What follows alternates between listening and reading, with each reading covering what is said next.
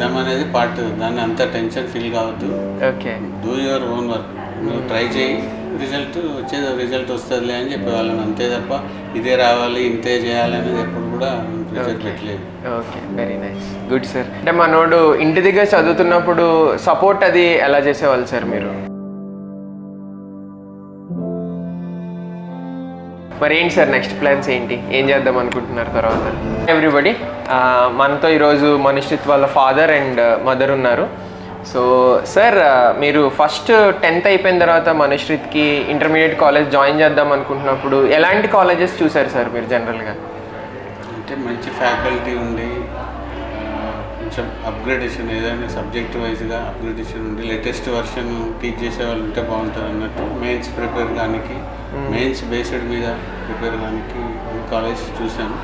ఇందులో 2-3 కాలేజ్ చూసినాక ఇక్కడికి వచ్చినాక ఈ అట్మాస్ఫియర్ కానీ, అంబియన్స్ అంతా ఉంది, క్లాస్ రూమ్స్ అవన్నీ కూడా నచ్చినాయి. అందుకోసమని ఆ ఫ్యాకల్టీ కూడా చెక్ చేసుకొని అప్పుడు దీంట్లో ఆప్ట్ చేయడం జరిగింది. అంటే మనోడు ఇంటి దగ్గర చదువుతున్నప్పుడు సపోర్ట్ అది ఎలా చేసేవాళ్ళు సార్ మీరు? మేడం సపోర్ట్ అంటే మాకంటే ఎక్కువ నేను ఎక్కువైనా బయట ఉన్నా కానీ వాళ్ళ మదర్ ఎప్పుడు మానిటర్ చేసేవారు. మీరు చెప్పండి మ్యామ్, ఎలా గైడ్ చేసేవాళ్ళు, ఎలా సపోర్ట్ చేసేవాళ్ళు?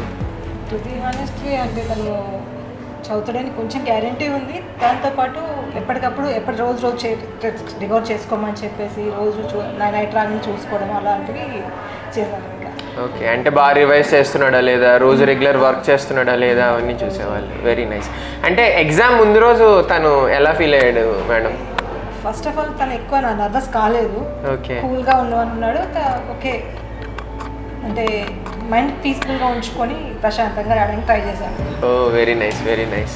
సో అంటే ఎప్పుడైనా తను బాగా లో ఫీల్ అయ్యానా, ఎక్కువ టెన్షన్ పడినా ఎలా మీరు గైడ్ చేసేవాళ్ళు మేడం? సారా? ఏం లేదు, ఇప్పుడు ఒక ఎగ్జామ్ అనేది పార్ట్, దాన్ని అంత టెన్షన్ ఫీల్ కావద్దు. Okay. Do your own work, నువ్వు ట్రై చేయి, రిజల్ట్ వస్తుందిలే అని చెప్పేవాళ్ళని, అంతే తప్ప ఇదే రావాలి ఇంతే చేయాలి అనేది ఎప్పుడు కూడా ప్రెషర్ పెట్టలేదు. Okay, very nice, good sir. మరి ఏంటి సార్ నెక్స్ట్ ప్లాన్స్ ఏంటి, ఏం చేద్దాం అనుకుంటున్నారు తర్వాత? ఇప్పుడు ర్యాంకుని బట్టి డిపెండ్ అయ్యి దాన్ని బట్టి ఏది వస్తుందో చూసి. Okay, fine sir, thank you sir, thank you.